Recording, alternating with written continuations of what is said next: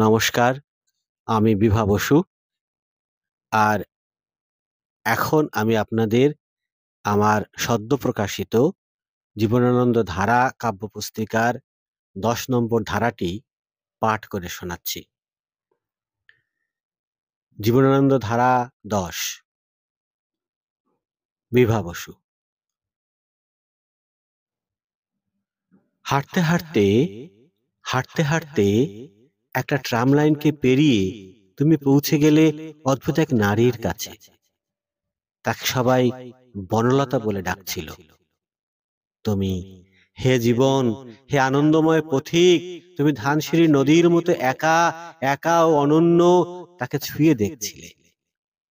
আর একাই একটা সমুদ্র বুকে নিয়ে ইলিশের মতো নেচেছিলে।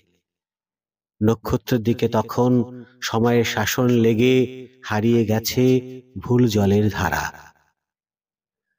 বটের ডালে পেঁচাদের চোখ রাঙানি পেরিয়ে একটা ভয়াবহ নিঃসঙ্গতার দিকে তোমার সেই যাত্রা আকাশে ভরিয়ে তোলে নীলের দাপট। তারপর দেখো, গাংচিলেদের ডানায় গজিয়েছে নতুন পালক। তারা এখন গভীর সমুদ্রের দিকে যেতে পারবে।